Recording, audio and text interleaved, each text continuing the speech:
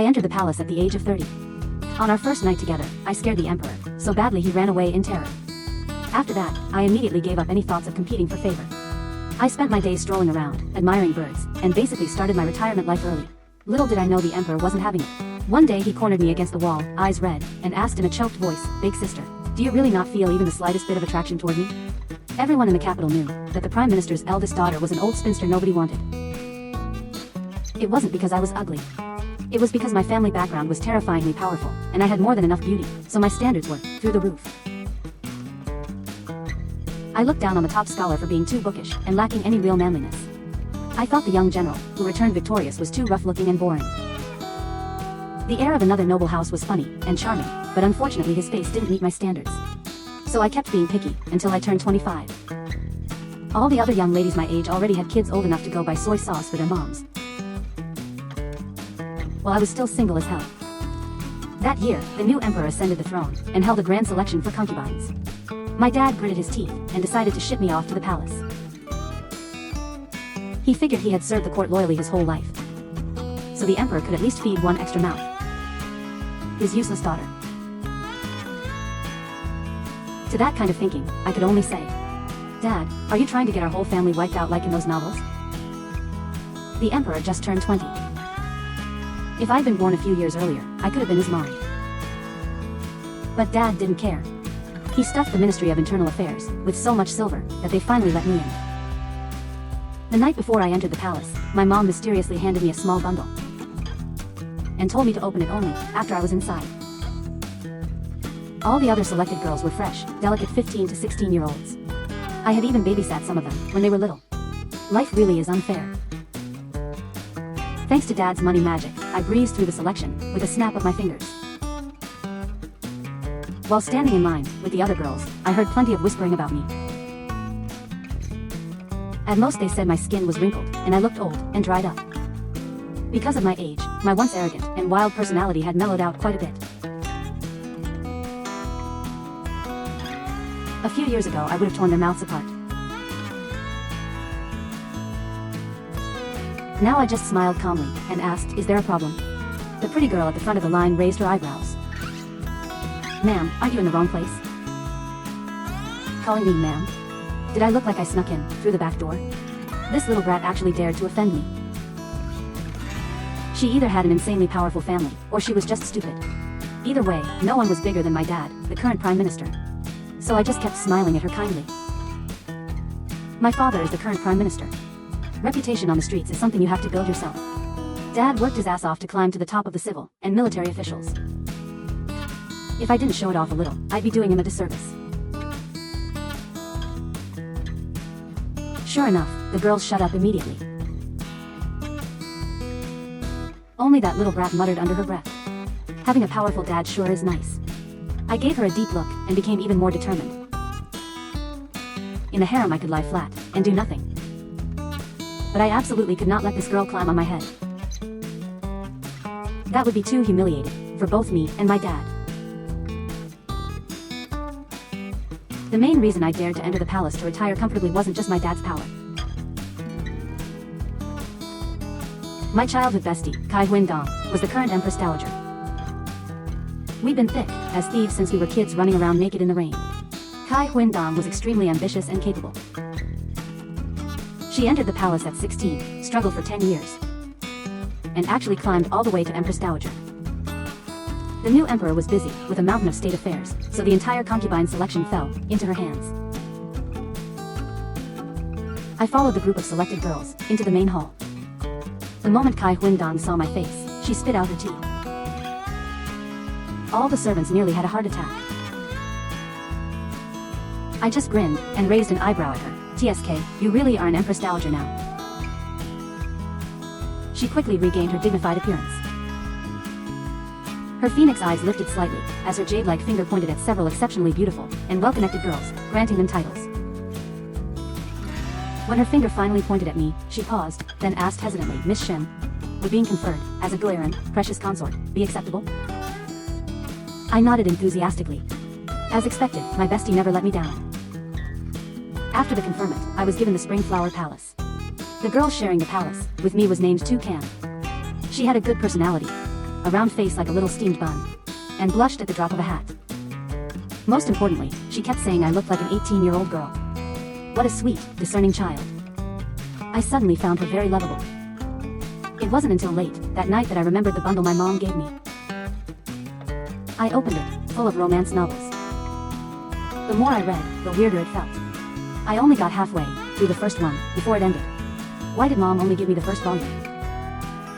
On the fourth day, after entering the palace, the eunuchs carried 2 cam off for her night with the emperor. She was crying and clinging to my hand, saying she didn't want to go. When they brought her back the next morning, her face was glowing with happiness. No matter what I asked, she just smiled like an idiot. Ugh, such an innocent child. But I was secretly curious. Maybe it was because I was older.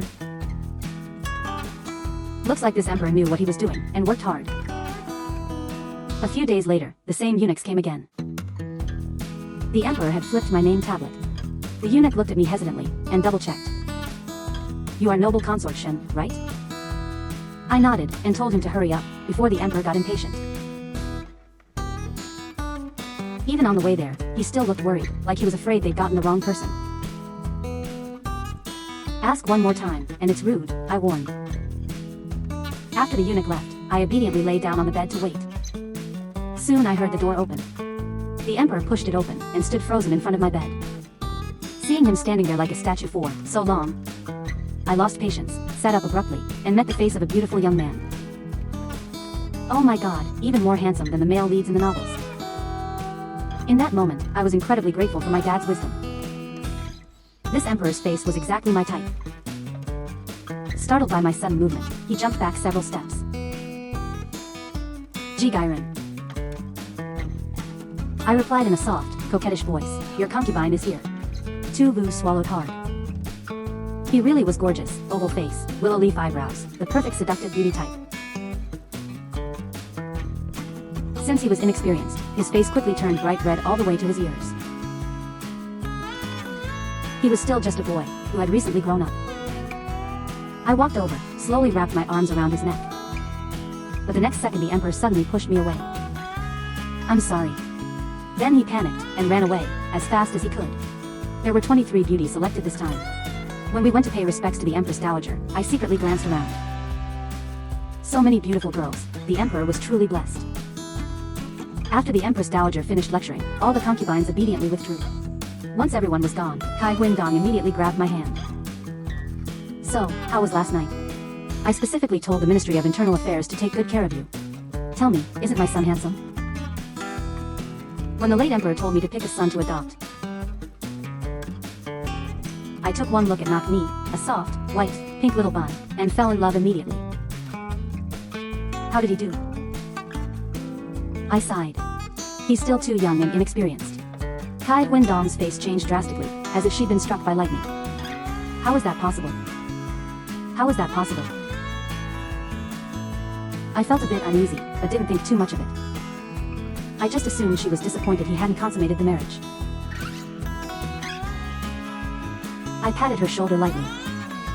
It's no big deal. He's still young. Totally normal. Her expression grew even worse. Someone come. Prepare the carriage for the imperial study. The new emperor had just ascended the throne, so he was extremely busy. He only visited the harem a handful of times a month. With 23 concubines, only 8 had their tablets flipped. Come to think of it, I hadn't seen the emperor for a whole month. I spent my days cracking sunflower seeds, with 2 cam, and reading novels. Life was pretty comfortable. Kai Huindong seemed even more anxious than me. She sighed and groaned all day. When I asked what was wrong, she grabbed my hand and cried. She had always been a crybaby, since we were young. Even after becoming Empress Dowager, she was still the same. She cried like this once. Before when we snuck out to see the new top scholar. She tripped and fell right in front of him. Then cried for 3 whole days saying she was going to swear off love. Only to turn around and fall for the young master of the Ministry of Rites 2 days later. Speaking of that young master, I saw him again 2 years ago. He wasn't even 30 yet and was already balding.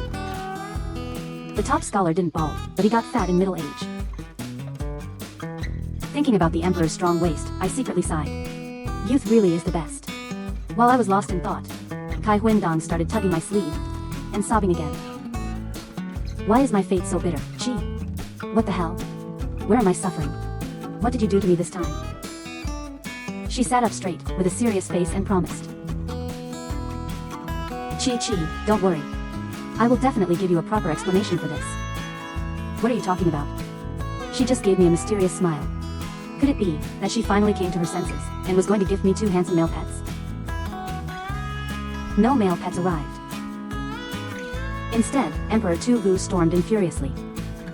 He had a handsome, youthful face full of vigor. But right now his expression was terrifying. What a waste of such a good-looking face. The moment he entered, Tu Kem trembled in fear and shrank back like a scared quail. Normally she'd be drooling over, Your Majesty. But now that he was here she didn't dare approach. Kids these days. I straightened my clothes and gracefully greeted him. This is what a noble lady should look like. Tu Vu dismissed the greeting with a dark face. What exactly did you say to the Empress Dowager? I looked innocent. I didn't say anything. He rubbed his forehead in frustration. Don't bother the Empress Dowager anymore these next few days. Stay in your palace and copy books as punishment. I wanted to argue, but he ignored me and walked away. I shouted pitifully. When you were little I even carried you. You won't even give me face. But the little emperor didn't turn back. Why did I get dragged into their mother-son drama? I had no choice but to accept my fate and copy books. The emperor even sent a mama to watch me. Today was Tu Cam's turn again. She happily carried a stack of books with her. I grabbed her and asked. She said she still had questions about on governing the state from last time, and wanted to discuss it with His Majesty.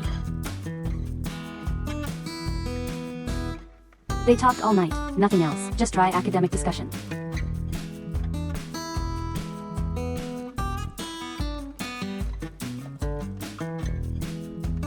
I was shocked. So the Emperor's nightly bedchamber visits were actually all-night philosophy sessions? When my turn came again at the beginning of the month, knowing it meant staying up all night talking, I lost all interest. Before the Emperor even arrived, I took off my shoes and socks, climbed into bed, and went to sleep. I didn't want to be dragged into another all-night lecture. But just as I was dozing off, the sound of the door opening startled me awake. I sat up groggily and met the Emperor's eyes. They were wet and puppy-like, making me want to pet him.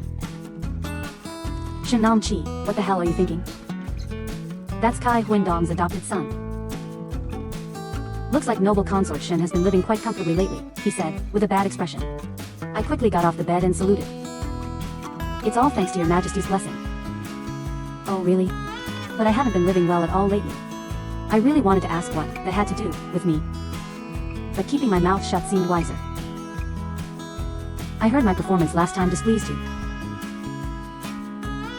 Today I'll fulfill your wish, so the harem doesn't spread rumors.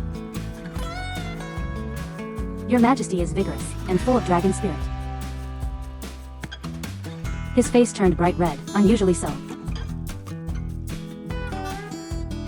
Years of reading romance novels told me he'd been drugged. And in this harem, the only person who would dare drug the Emperor was one specific person.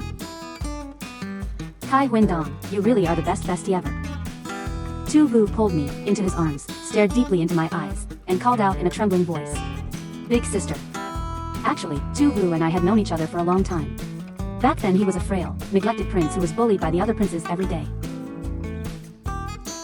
When I followed my father into the palace one year, I happened to save him from drowning.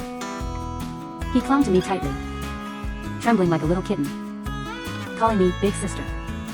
He held on, as if I were his only lifeline, and refused to let go until sunset. I lied to him that I'd come back to play with him the next day. But I never set foot in the palace again. A minister's daughter secretly meeting with a prince was a serious crime. No matter how willful I was, I still knew my limits. He probably forgot about me long ago. Looking at his face getting closer and closer, I could only close my eyes and accept my fate. The next morning, Kai Huindong happily ran over while I had just woken up. Tu Cam was massaging my sore waist. The Empress Dowager's eyes lit up like headlights. She chased Tu Cam out and eagerly asked how last night went. I carried that kid, and it almost killed my back. I thought I was going to play the role of a domineering CEO being forced into love. Who knew he'd stop, yell for a cold bath? And then no servants came no matter how long we waited. So I just picked him up and threw him straight into the lotus pond. I used too much strength and strained my waist. The early autumn lotus pond water was freezing. Tu Vu stood in the water completely soaked, looking at me with an extremely complicated expression. He didn't say a word, looking exactly like a little puppy abandoned by its owner. Wasn't he the one who asked for cold water?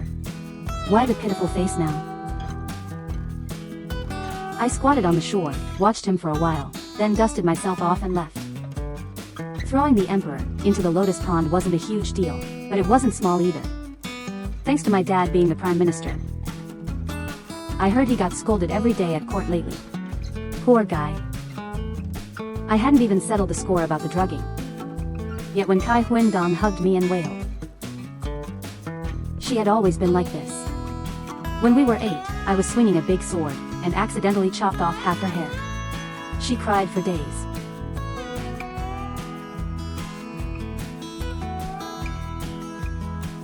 She cried when she tripped, when her pet rabbit died, even when I ate one extra piece of her chestnut cake. I never expected that even as Empress Dowager she still cried at the drop of a hat. I rubbed my aching temples. What's wrong with you today? Knock me. Knock me seems to not like women. My eyes widened. How do you know? I only found out a few days ago. All the concubines he called over didn't get intimate with him. At night he'd either lecture them on the 4 books and 5 classics, or discuss politics and philosophy. If the girl wasn't well read, he'd talk until she fell asleep. If she was educated, he'd debate with her until dawn. The concubines came crying to her, saying they never wanted to serve him again. What should we do? How do we fix this? I asked. I jetted my chin toward Tu Cam outside. There's one right there who's dying to go every day. Kai Huindong turned my head back. Chi, in this whole huge harem, the only person I can truly trust is you. Having an heir is a matter of national importance. Her expression became serious. So I have an important task to entrust to you. No way. Absolutely not. Kai Huindong, what the hell are you thinking? You want me to seduce Tu Vu? But you're already his consort now. Still no. If this gets out, how can I show my face anymore? What will our old friends think? They'll call me shameless. He's not my biological son anyway. It's fine. No means no. She started crying again. Chi, you're my only best friend. If you won't help me, what am I supposed to do? How can I face the late emperor when I die? Maybe I should just follow him now and end this suffering. There it is, the guilt trip again. I helplessly pulled her back. Where did you learn these shameless tactics?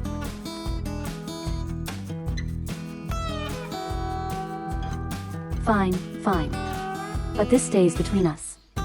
No one else can know. Only then did she leave satisfied, leaving me alone to regret falling for her trap. With Kai Huindong secretly helping, sneaking into Tu Vu's bedchamber was easy. When he walked in, he saw me sitting on the bed, with messy hair. Having deliberately taken out all my hairpins, so my long black hair flowed like in the novels. Later Tu Vu told me he thought a female ghost had crawled onto his bed, and nearly died of fright. It took him a while to realize it was me. Tam Kui Nan, I said shyly, lifting my face. He frowned. Did someone hit you? No. Then why are your cheeks so yellow? My smile almost froze. It's just powder, Your Majesty. He stared for a long time. Don't wear it next time. Your bare face looks better. I forced a stiff smile. It's getting late. Your Majesty should rest early. I'm not sleepy yet. You rest first. Then I'm not sleepy either. I'll stay and attend to you. Little brat, I don't believe you can stay awake all night. Turns out he really could. The next morning he went to court full of energy, while I was carried back, with giant panda eyes. My head was spinning. As soon as I got back to my palace, I heard, "The Empress Dowager has arrived." Kai Huindong came again. Chi, how did it go? Wow, look at those dark circles. I'm exhausted. I'm old, okay? Go find some young girls. Staying up like this will shorten my lifespan. My dad sent me here to retire comfortably, not to suffer like this. Seeing her about to cry again, I suddenly had an idea. Tu Vu stormed into my palace again one sunny afternoon, while I was cracking seeds with Tu Cam.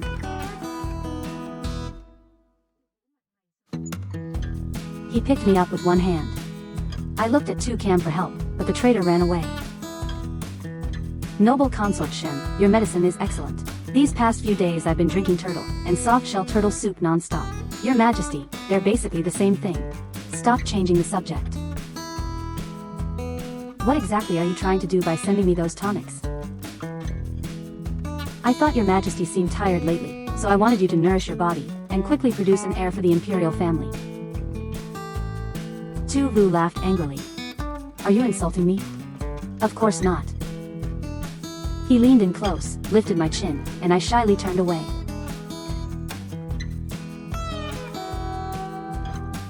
This boy was making me blush like a teenager. Maybe I'd been in the palace too long, and hadn't seen enough men.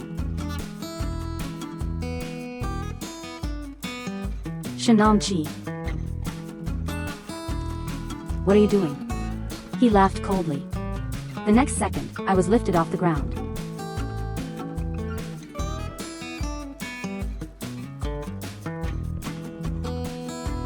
I panicked and started babbling. Your Majesty, I remember when we first met you were still a little potato. I never thought you'd grow this big. Do you remember that day in late spring? You even peed your pants. Shen Nam Chi. He gritted his teeth. I instinctively breathed a sigh of relief, but my chest felt strangely tight. After that, someone in the harem got pregnant. Ta Lanan was with child. When Kai Huindong heard, she shook her head, with a bitter smile. I never expected Nak Mi to like that type of girl. The eldest daughter of Grand Tutor Ta is gentle and virtuous. She glanced at me and stopped talking. Ta Lanan. I had seen her once from afar. She looked like a delicate white lotus that would shatter in the wind. A truly good girl. I didn't expect Tu Vu to come find me again. Nam Chi. I stood up in a panic. Since that day we hadn't seen each other. He still looked like that young man, but there was now a heavy gloom between his brows. He rushed over and hugged me tightly. Nothing happened. Nothing at all.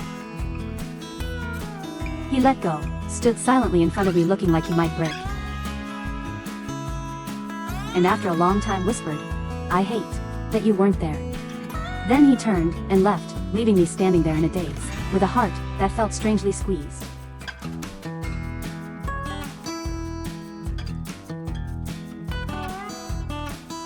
Before I could even see the imperial physician, trouble came knocking.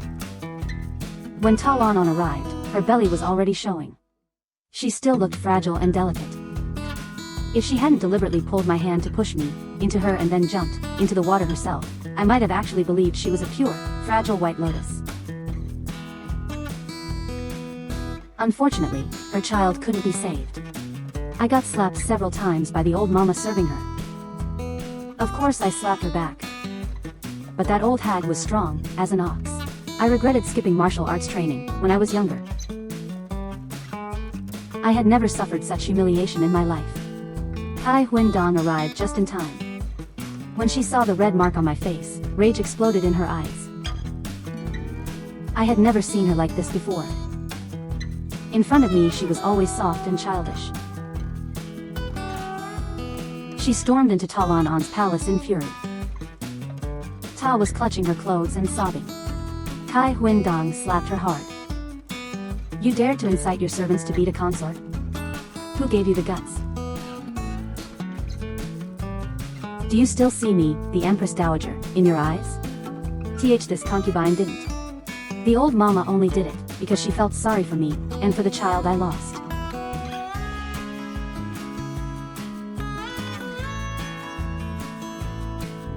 Kai Huindong didn't buy the act. She interrogated her about how the child was really lost. Ta Lanan insisted I pushed her. Very good. You dare lie right in front of me? Do you really think your dirty deeds are flawless? Guards. Drag this audacious woman away, and send her to the cold palace. Ta Lanan's eyes widened in shock. This concubine is innocent. The mamas covered her mouth, and dragged her away. Back in Kai Huindong's palace, she finally exploded. You useless thing. How could you let someone scheme against you like that?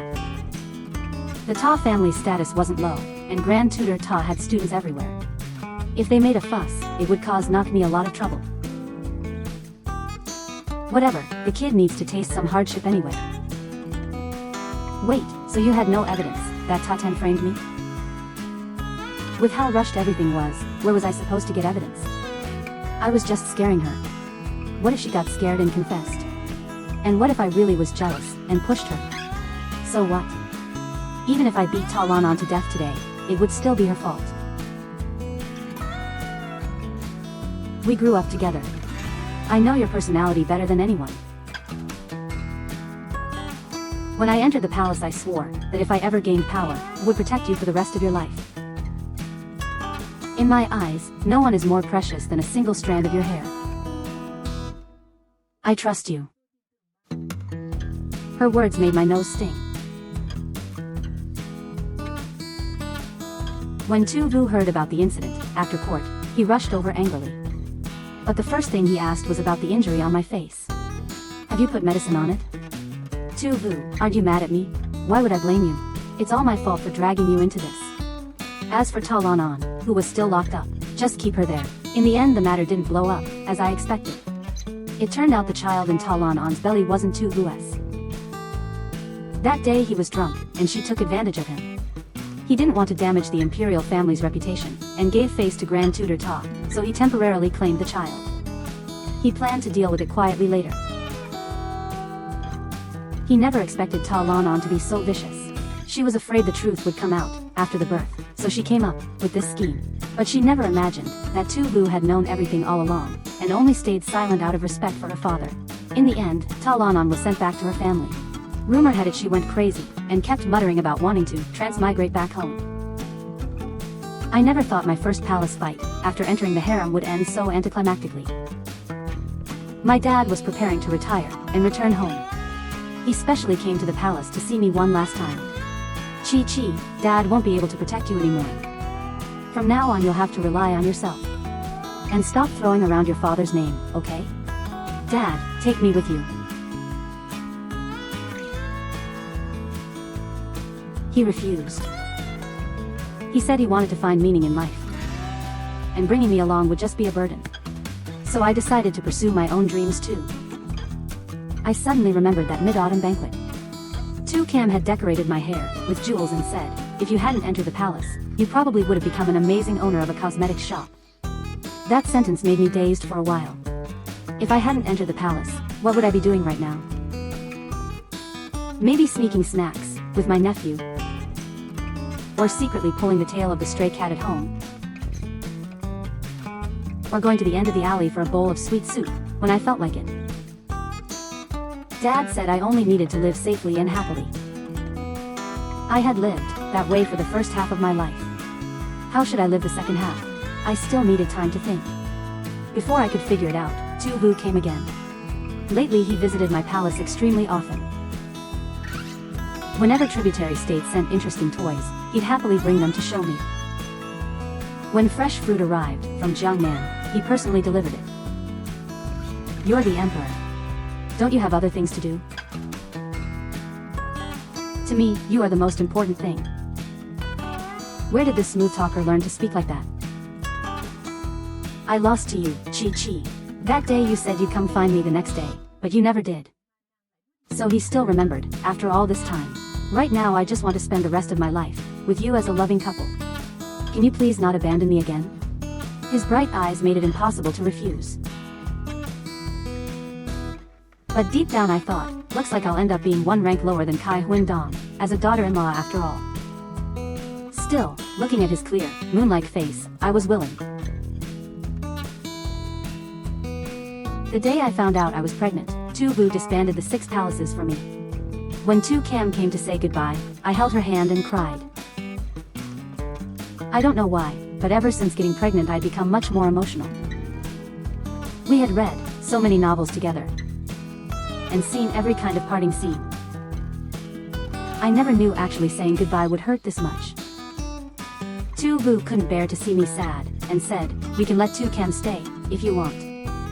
The moment she heard that, she yanked her hand away, and ran off, without looking back. This goddess doesn't want to bury her youth in this harem. There are so many handsome young men waiting for me outside. Wow, so confident. I asked Tu Bu if there was any handsome man waiting for me. He narrowed his eyes. Shen Nam Chi, don't even dream about it. When I went into labor it was difficult. I struggled all night, and the baby still wouldn't come. Kai Huindong knelt in the Buddha hall the entire night, chanting sutras and trading all her blessings for my safety. As long as I was safe, that was enough. I remembered when she had her coming-of-age ceremony. I dragged her to the temple. She stood proudly on the stone steps and declared, "Kai Huindong doesn't believe in gods or Buddhas in this life.